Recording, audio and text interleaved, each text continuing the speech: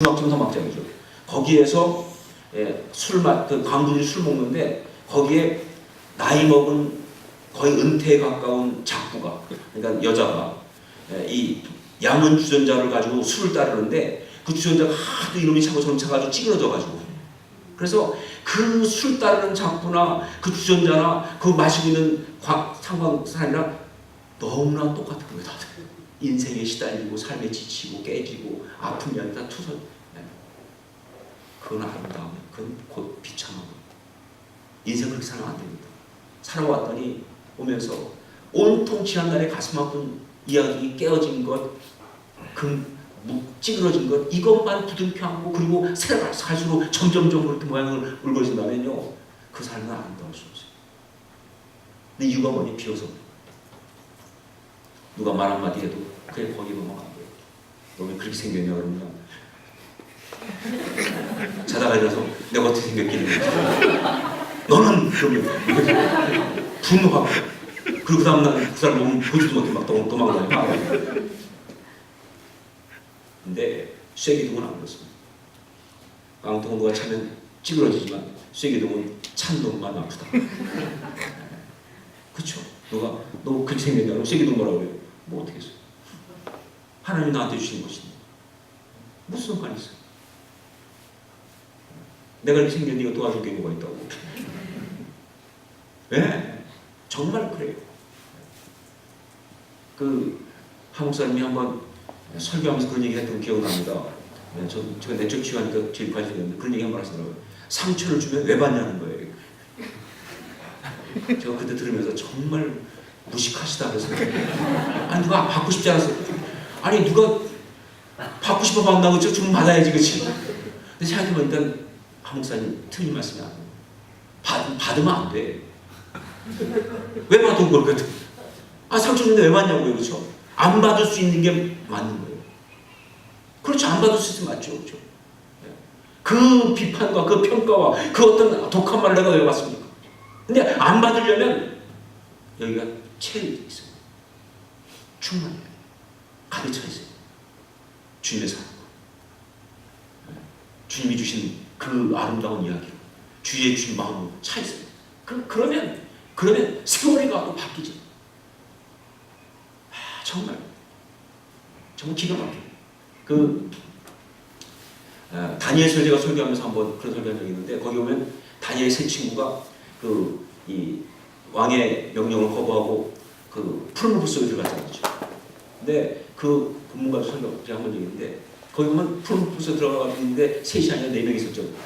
근데 저는 그걸 보면서 그렇게 적용했어요. 그 푸른 불을 갖다가 어떻게 적용할 것이냐. 자, 이 푸른 불 같은 어떤 이런 상황을 뭘 적용할 것이냐. 제가 보니까 이 시대에 가장 적용할 수 있는 것은 바로 상처받고 그런 삶을 시련당하고 시험당하고 그래요. 우리 살아가면서 우리도 푸른 불 같은 시련 속에 들어갈 수가 있어요. 그런데 놀라운 게 뭐냐면요, 다니엘의 세 친구는요, 거기 나왔는데 성경이 뭐라고 말하냐, 그냥 안 죽고 나왔다가 아니에요. 나왔는데 뭐 약간 그슬르고 거의 대부분 괜찮다도 아니에요. 뭐라고 성경이 되는지 아세요? 다니엘서 보니 이렇게 되어 있어요. 불탄 냄새도 없더라.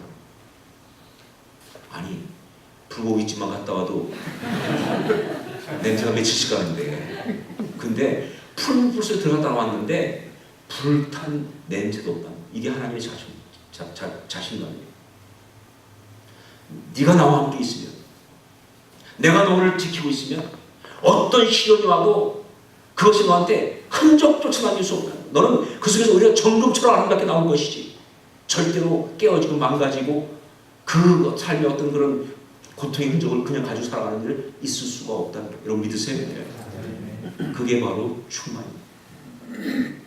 하나님의 사랑을 우리를 채우시면 그 삶은 바로 가득 찬 삶입니다. 그래서 그렇게 아름다운 수가 있는 거예요. 그리고 네 번째로 뭐냐? 바로 다스리라는 것이죠. 땅을 정복하라, 바다에 물고 하늘과 새와 땅에서 모든 생물을 다스리라.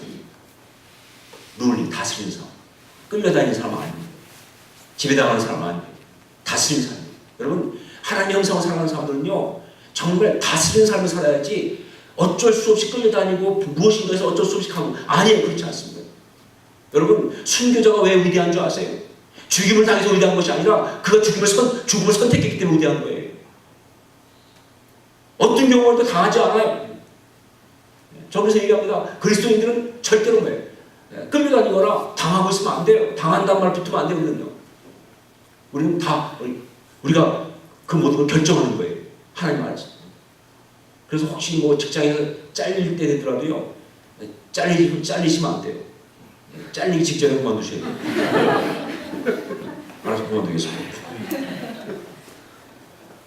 제가 한국에 얼마 전에 갔더니 거기서 오늘 교회 장로님 한 분이 잘 알던 분인데 저한테 상담을 요청하더라고요. 보니까 이분이 원래 미국에서 자동차 쪽으로 박사를 하신 분이에요.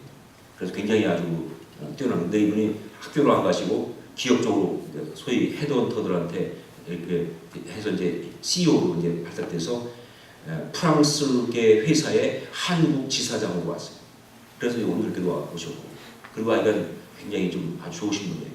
근데 이분이 그때 어떤 어려움이 있었냐면 자기 회사 밑에 이제 중역 중에 한 사람인데 이 사람이 무슨 실수를 했어요. 근데 이분이 봐줬어요. 왜냐면 그분이 크리스찬이거든요. 그래서 한번 기회를 줘 봐줬어요. 사실 봐주면 안 되거든요. 아무리 크리스찬이어도 잘못된 건 다 잡아줘야 되는데 그냥 봐주고. 근데 이 사람이 두 번째 더 큰 실수를 하는 바람에 일이 터진 거예요. 그리고 본사에서는 이 책임을 갖다가 사장이 이분한테 물을 수밖에 없는 거죠. 왜 지난번에 그런 실수가 있었는데 왜 넘어갔느냐 하는 거예요. 근데 이분의 고민이 뭐냐면 잘하면 잘릴 것 같고 잘하면 안 잘릴 것 같고 아주 이게 보더라인이에요. 왜냐면 본사가 이 문제를 가지고 자기한테 그냥 약간의 경고만 하고 끝날 것 같기도 하고 아니면 잘릴 것 같기도 하고. 그런데 이걸 보면 자기 나이가 잘리기 애매한 나이예요. 이제 막 50대 막 이제 중반이니까 지금 애들도 공부 막 하고 있는데 돈도 많이 들어갈 뿐더러 한국에서 그만큼 잘 잡고 있는데 잘리면 어떡하냐. 나이가 좀 들어가다 보니 굉장히 좀 그런 데서 여유가 없어지거든요. 그러니까 어떻게든 그냥 있고 싶은 거예요. 그런데 참 고민스러운 거예요. 그래서 저보고 물어보더라고요. 어떻게 하면 좋겠냐고. 제가 딱 듣다 말해서 사표 내시죠. 그때 이분 표정이 네 일 아니라고 네 맘대로 말하는 거예요. 원래 그렇죠. 뭐 내일은 그렇게 못하죠. 근데 남의 일은 어쩔 수 없이 결정 잘하니까 사표 내세요. 제가 그랬어요. 그리스도인이라면 이 순간 주님이 역사하실 것을 믿고 그야말로 담담과 당당을 같이 가셔야 합니다. 어차피 이 회사를 주님 주신 거면 사표 내도 회사에서 사표를 거부할 거고, 만약에 아니라면 사표 안 내고 더 잘릴 건데 주님의 사람들에게 당당하게 사표 내주신다고 가십시다.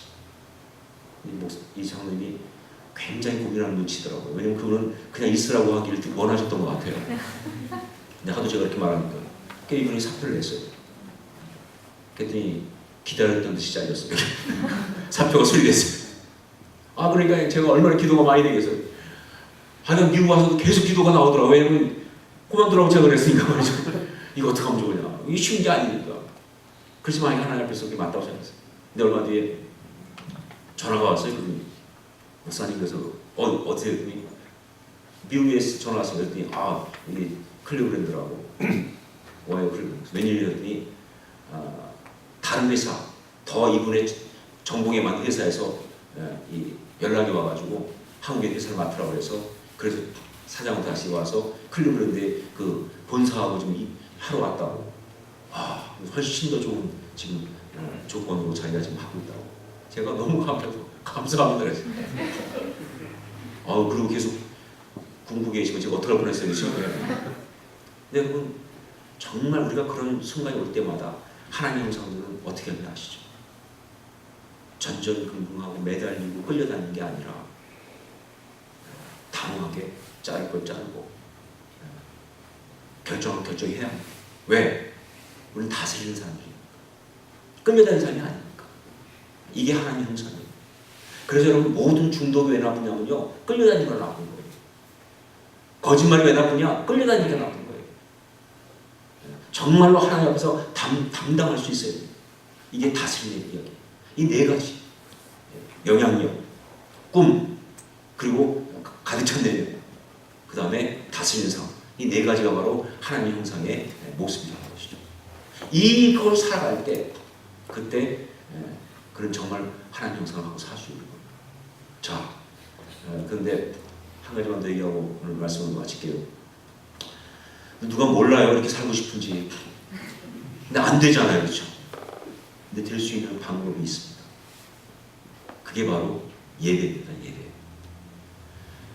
제가 그냥 찍어본 것이 아니라 근거가 있어요. 무슨 얘기냐면, 하나님 우리를 처음 만드실 때, 그때 흙으로 만드셨어요. 아시죠? 근데 이것은 하나님 우리를 가지고 찰공작했다는 뜻이 아니에요. 무슨 뭐 쭈물어주고 그게 아니라 원소들을 가지고 만들었다는 얘기예요. 근데 원소들을 만드는 그 우리의 모습이 아직 하나님 형상 아닙니다. 왜냐하면 동물도 똑같이 만들거든요. 아직 하나님 형상 아니에요. 그냥 모양만 만든 거예요. 원소들 가지고 이 사람은 언제 하나님 형상이 되느냐? 그 코에 생기를 불어넣으면 돼요. 그래서 이 킹제임스 원문 같은 보면 그들이 생명이 된지라 할 때 그걸 리빙 빙 혹은 리빙 소울 이런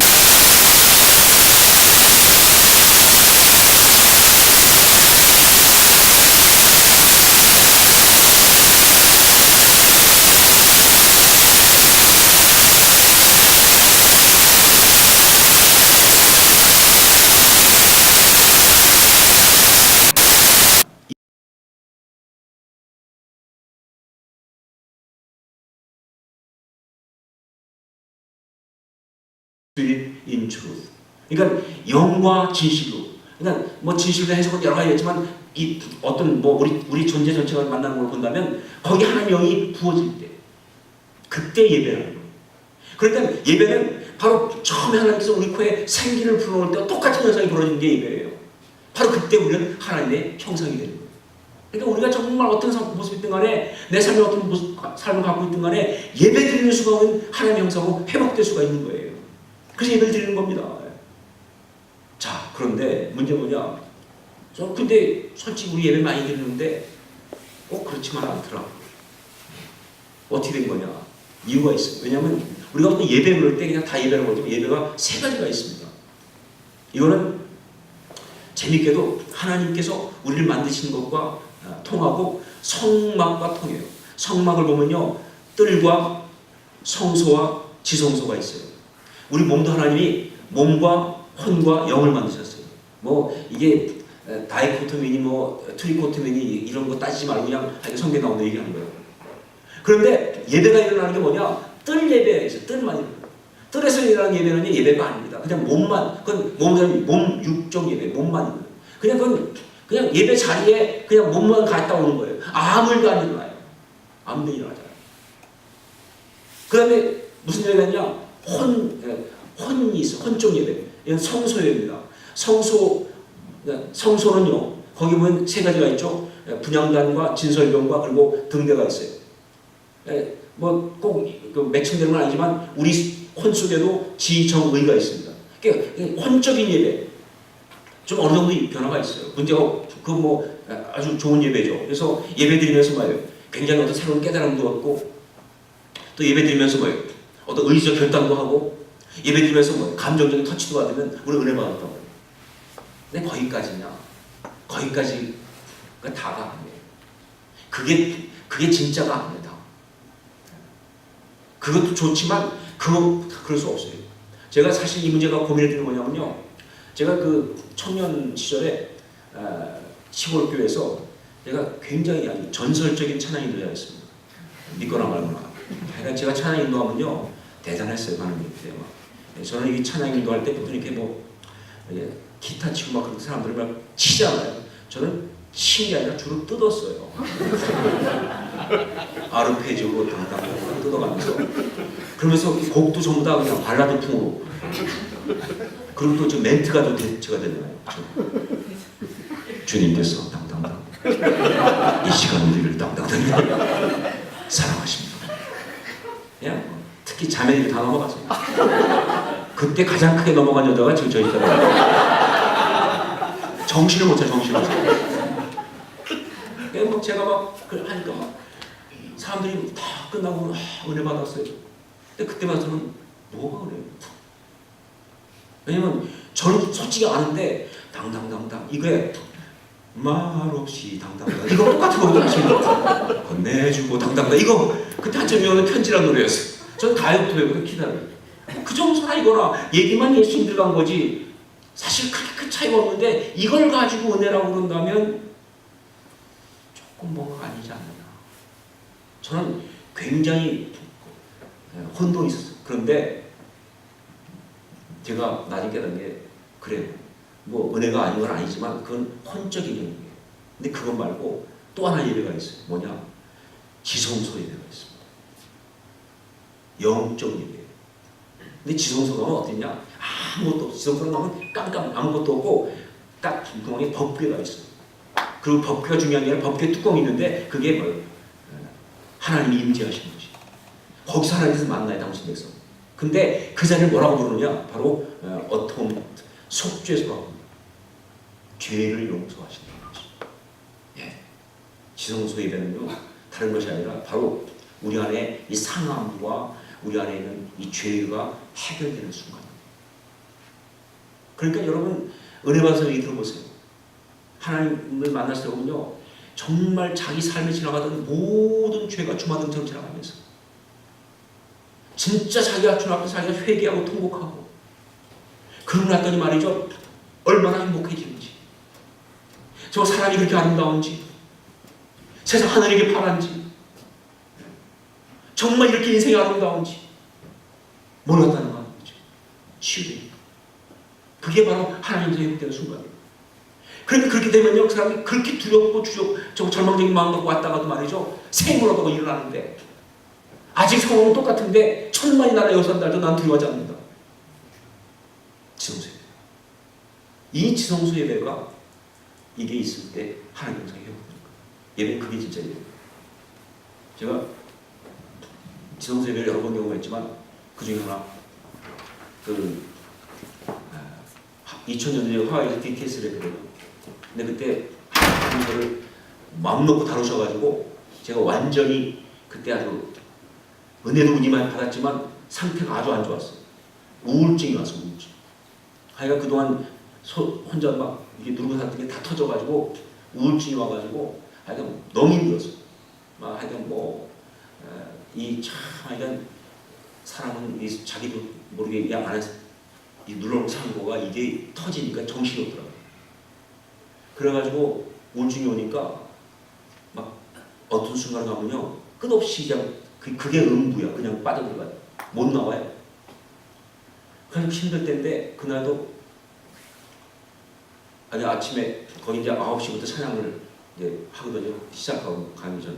그리고 이제 한 9시 한 40분 거의 10시 되면 강의 시작하는데 아침에 이제 그 기숙사 방에서 강의실에 가야 되는데 못 가겠더라고요. 난 도저히. 그래가지고 제가 그냥 방 침대에 들어왔어요. 제 아내가 가자고 해서 못 간다. 오늘 못 간다. 그랬더니 먼저 갔어요. 그리고 이제 누워있는데 그래도 이러면 안 될 것 같아요. 근데 참 교회 생활하면서 그동안 배운 게 중요한 게 이렇게 있으면 안 되겠다는 생각이 듭니다. 그래가지고 진짜 한 10분 정도 있다가 있는 힘을 다해서 일어났어요.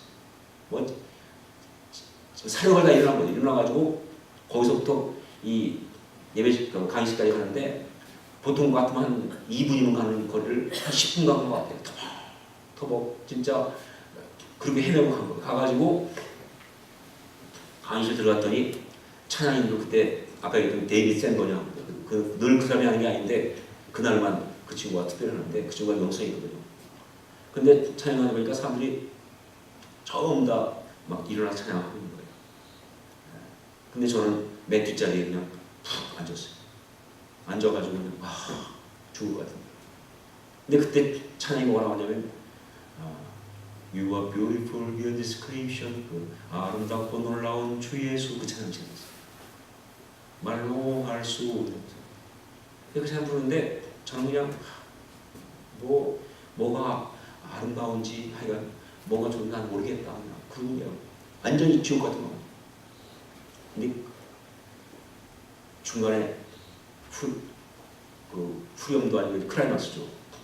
주님 앞에 내가 서게 나오는데 저는 사실 지금도 한국어로 그 찬양 부를 때는 한국어로 잘 안 불러요. 왜냐면 그때 영어로 제가 받았거든요. 영어를 뭐 잘해서가 아니라 영어로 받았던 은혜가 가지고서 그때 찬이 데이비스가 타고서 I stand in awe of you 그런데 그때 팍 왔었죠. 일어서 너 왜 앉아있니? 왜 쓰러져 있니? 일어서. 근데요, 제 안에서 눈을 팍 하면서 주님 일어섭니다. 일어섰어요. 그리고 펑펑 울면서 주님 앞에 내가 서 있네. 주님 앞에 내가 서 있네. 그래서 막 주는 영원하신 나야. 주 앞에 내가 서 있네. But I stand in awe of you. 그때 그러고 나니까요. 정말 제 안에 그 두려움과 그 절망감이 사라지고 정말 힘이 생기잖아요. 그게 바로 지성소예요. 여러분 기도할 때도 일어나고요. 말씀 듣다가도 일어나고 찬양할 때도 일어나고 혼자 묵상하도 일어납니다. 하나님이 내 마음을 만지면서 나를 잡아 일으켜 세우시기도 하고 힘 주시기도 하고 그리고 나를 아름답게 빚기도 하시는 것입니다.